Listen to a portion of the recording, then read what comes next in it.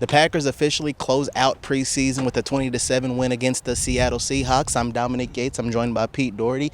Pete, there's no reason to talk about this game. It's all about Tuesday, the 53-man roster. It goes from 90 to 53, and we'll have a better sense of the players and some of the guys we'll see out on the field when the Detroit Lions come to town September 7th.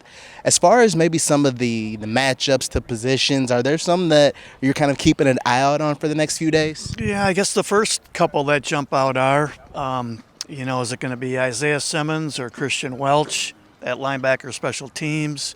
At receiver, will it be Malik Heath? Will they keep him? Will they keep Hardman as the return guy instead? They could keep both at either of those positions, but I don't know if it's likely.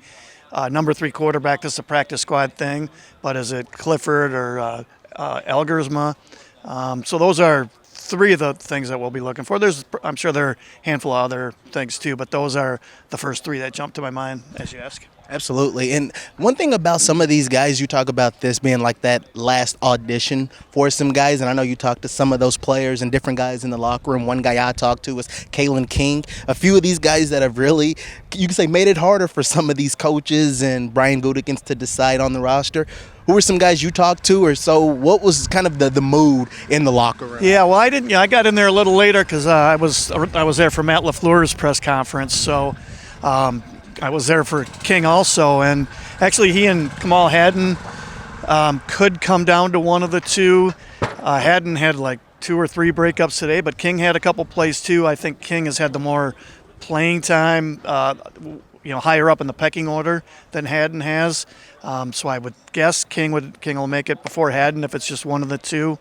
And Matt LaFleur was talking about the quarterbacks. He felt pretty good about Elgersma's, ability to just make something happen on those couple of improvised, kind of just passes where he got in real trouble and just flipped it. It was almost a little Brett Favre-ish almost, flipping the ball underhand to somebody to pick up a first down. So I think that helped his cause. I wonder if, he outplayed Clifford today, so I wonder if he ends up being the guy they'll keep, even though he's so inexperienced.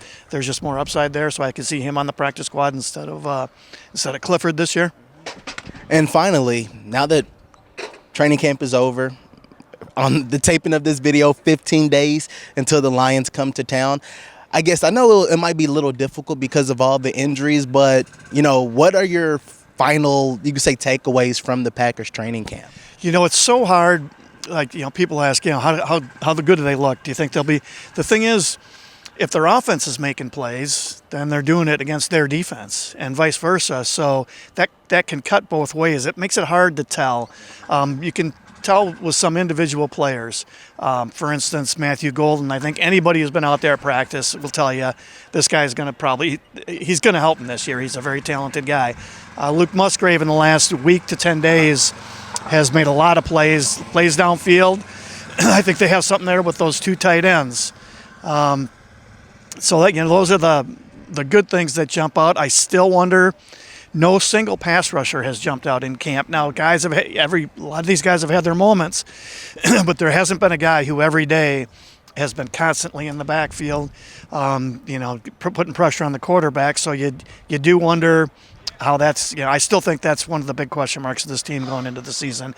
Is the pass rush good enough? Yeah, so something that we'll be keeping an eye out on. And I guess the good news, we will get some answers to those questions very soon in Lambeau Field. It'll be quite the environment when the Lions come to town to take on the Packers. But for now, training camp and preseason, it's in the books for the Packers, so it all moves to the regular season. For Pete Dougherty, I'm Dominique Yates.